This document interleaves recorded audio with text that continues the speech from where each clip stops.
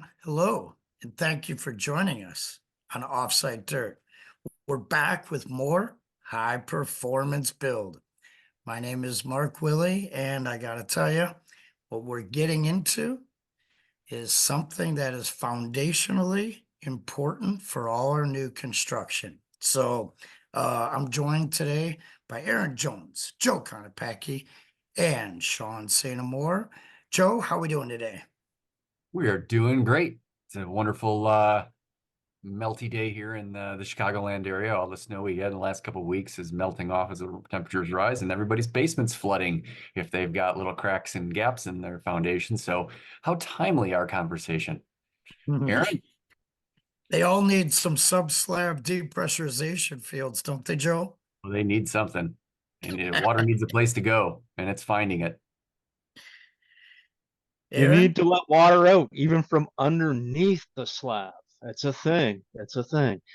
I'm Aron Jones. I am a carpenter and a builder on Grand Manan Island in New Brunswick, Canada. And I am just a big fan of what Shaun's going to show us here shortly. You got to do this. And it helps out a lot with what Joe just described as well. Well, Shaun? everyone, I'm Shaun St-Amour. Glad to be here because we're going to talk about basements and slippers and air tightness because the basement space has evolved. This week, I gave a presentation on mechanical rooms, which we won't dive into today. But guess what? Mechanical rooms are typically stuck in the basement, and that basement space has evolved mainly because we had our foundation walls getting below frost depths. And so you just had this big, vast space to do something with. But now with affordability issues and with just space issues, we got to turn that space into entertainment rooms, fitness rooms, suites, you name it. You can make it a comfortable, healthy space. And that's what we're going to talk about. So let me pull up some video and let's break down one of our projects and what we're doing to make sure that basement space is going to be comfortable, healthy, and resilient and fresh. So let's pull up the video and we'll dive into things. All right, so here we are in our one of our job sites with Clay Construction in Burnaby. So I'm in the opposite side of Canada from Aron. Again, north of the 49th parallel from where Mark and Joe are at. And here you are, you got a basement. So what do we have here to start with? We have walls that are constructed with ICF, Insulated Concrete Foundation. So instead of putting a whole bunch of wood on the wall and then dumping concrete in it, we put some foam together, put some rebar into it, dump the foam in, and so now we've got this insulated space. But the detail I want to dive into is under our feet, slippers. So typically in high performance homes, we're looking for insulation for about an R20. Now in BC, we've got the BC Energy Step Code. And so the requirement for this one was just R12. So we've got 3 inches of EPS foam below that green stuff. And what is that green stuff, you say? Because it's not the poly, it's not that 6 mil stuff that you see in most jobs. This is a high performance membrane, 15 mils. So we went big, we went thick because it's more durable. It's just a great product. And like, if you like green, here you go. Like, I feel like it's spring break, or so not spring break, it's St. Patrick's Day in Chicago and the river's gone green. We now have that at the bottom of our basement. So you can see our amazing insulation team have put down the foam. They've put down this green product that is acting as our vapor control layer and our air barrier. And that lovely light gray tape is sticking it all together. So we've got continuity across that floor to ensure that there's no leaks coming from underneath the foam and getting into our building. And so one detail you're already looking at right now is, why don't we have tape on the walls? Well, I'm about continuous improvement as well. On our last project, we actually did tape the Stego membrane, the green product, to the ICF, but technically the air barrier is the concrete wall. So we actually have the green layer wrapping down to the footing and it's taped there. So we had a floppy bid in place for literally a couple months as we were working on getting our plumbing fixtures and some work done in the basements. And now we were able to fold it down, layer it, tape it, and then put the wire mesh on. And so guess what? We're now ready for concrete. But we've got a lot of details to show you. So let's hit the go button, and I'm going to go through a couple of details here. So we turn around, and the first image you're going to see here is our mechanical room, and we got a bunch of penetrations. Well, if we didn't look at that detail correctly, that area would leak, and we'd have air coming through into our home, and we don't want leaks. We don't want any pinholes. So we do a lot of great details of making sure that the material is overlapped, that we're using a high performance tape to ensure that it's all stuck together. And I just alluded to, yeah, so the green product is from Stego Industries, 15 mil. This is the residential product, and it is fantastic to work with. And glad that we've upgraded our choices of materials. So carrying around, let's hit the button. So you can see the detail there.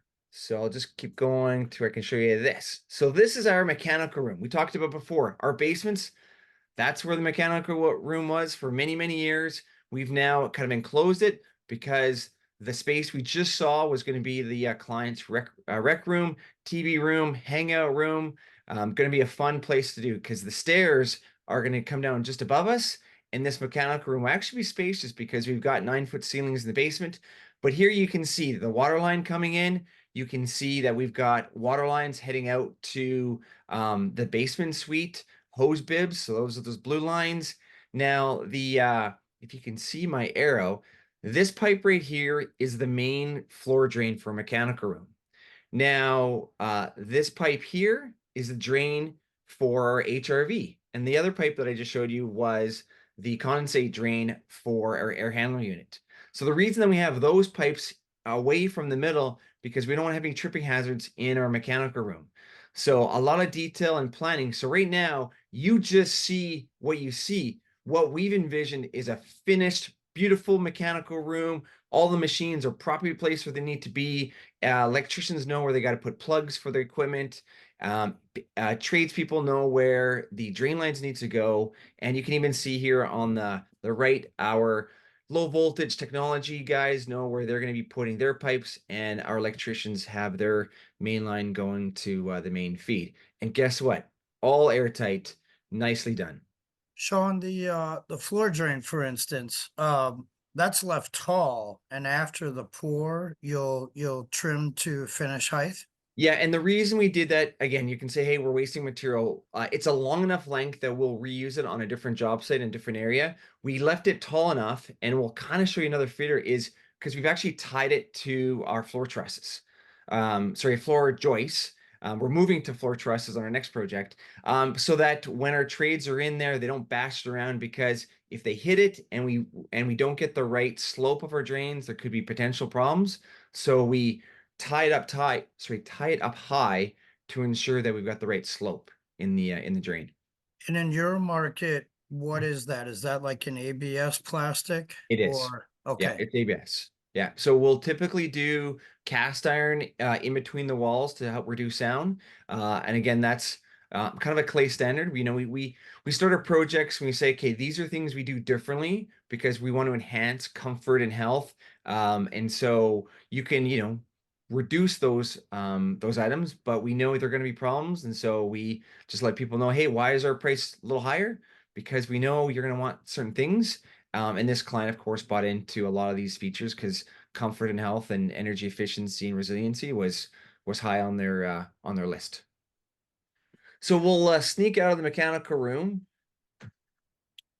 and talk about this detail. So here we've got a column that's actually holding up a good portion of the stair system, and our structural engineer didn't quite like the connection between our column and our footing, and so he asked us to put in additional rebar.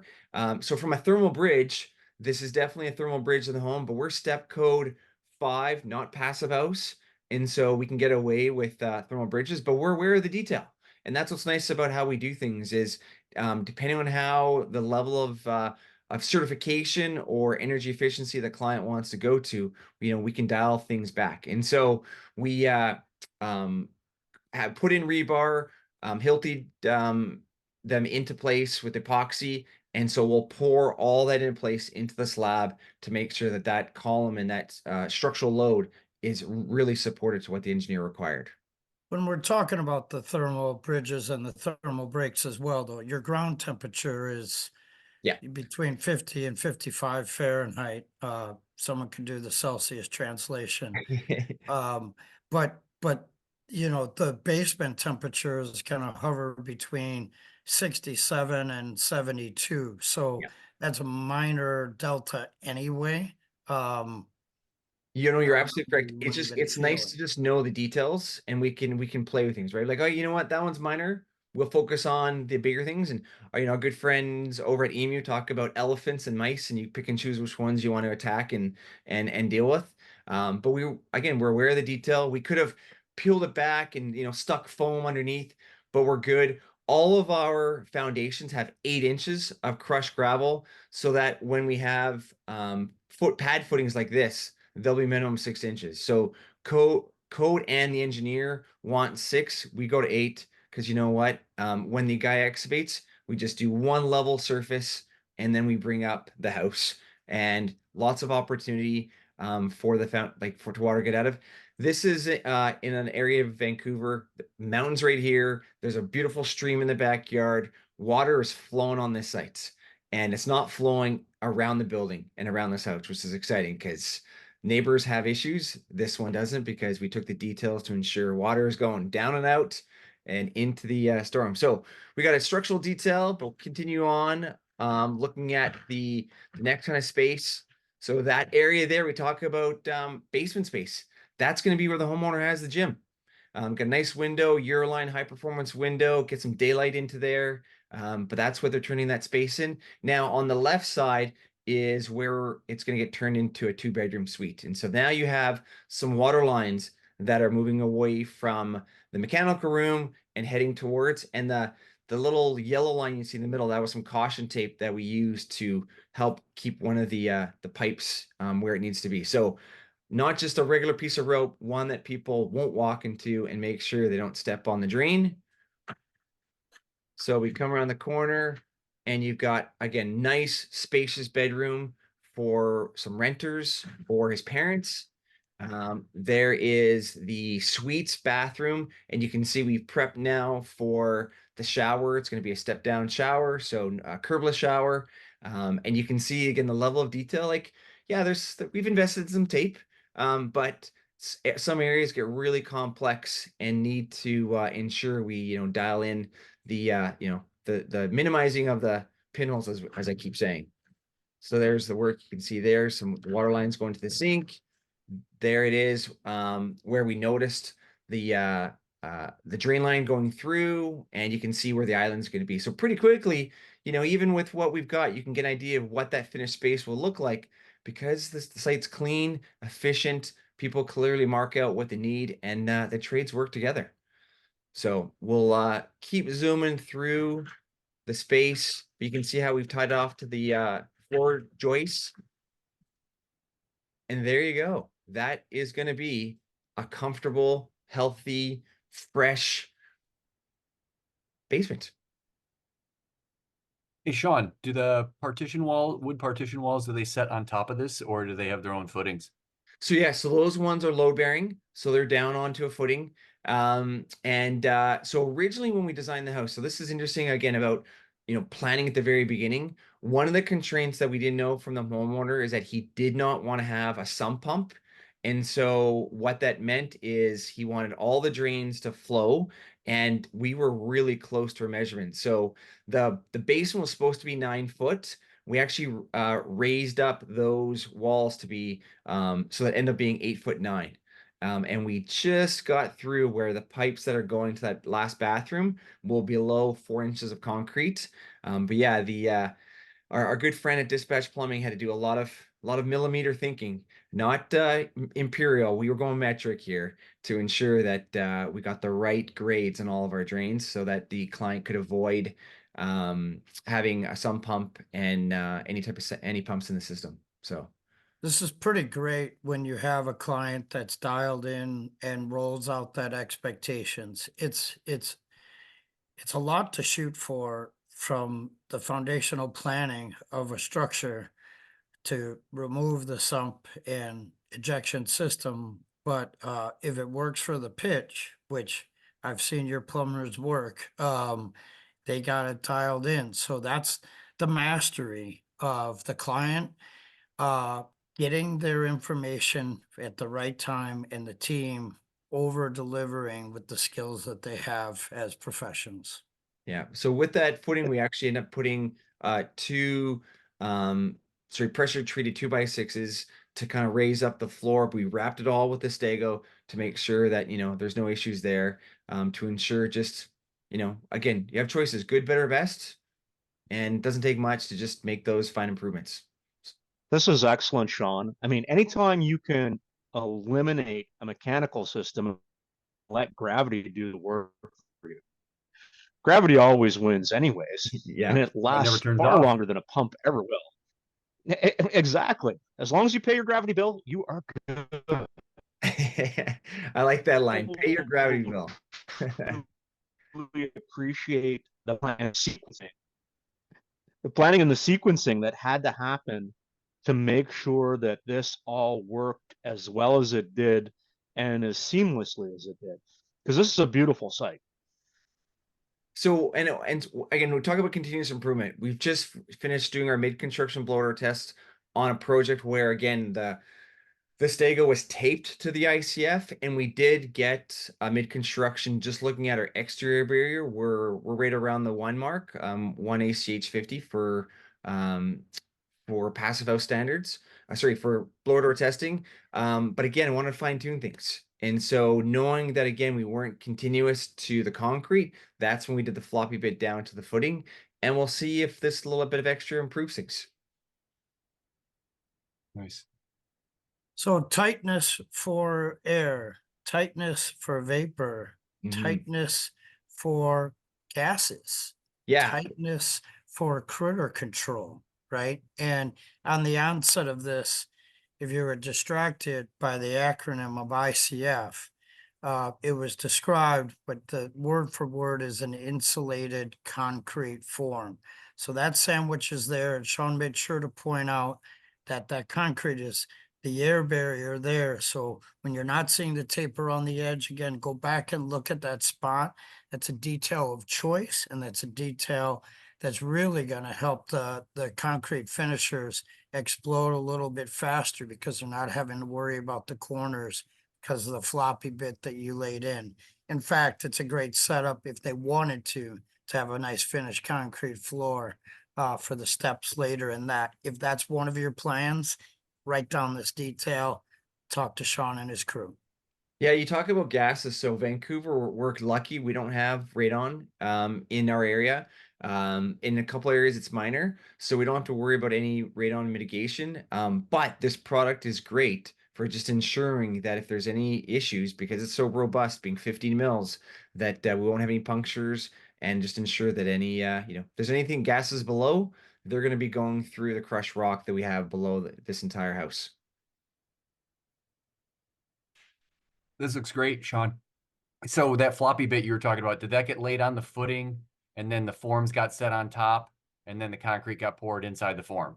So interesting enough, so we actually did something new as well. So we did the fast form where it's a bag, and so the bags wrap around, The and footings, yeah. around the footings. But of course, again, it's Vancouver. There's a lot of moisture, so a lot of times when we peeled off all of the footings and brought in the crushed gravel, that bag didn't get to be continuous.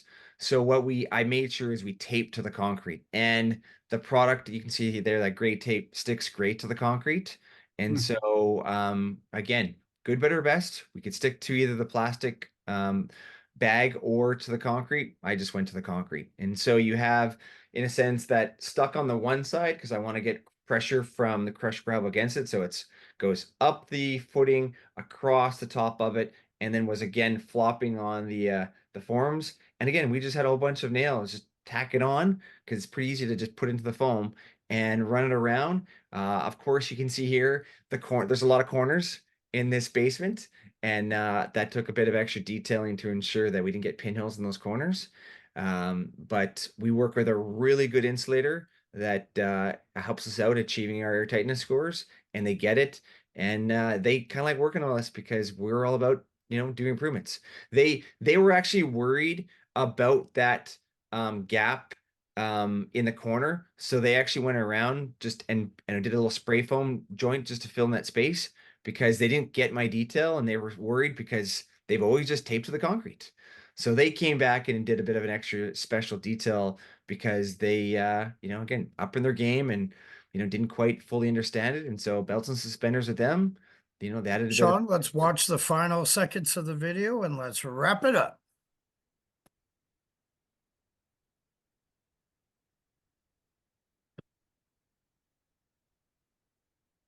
And there you go.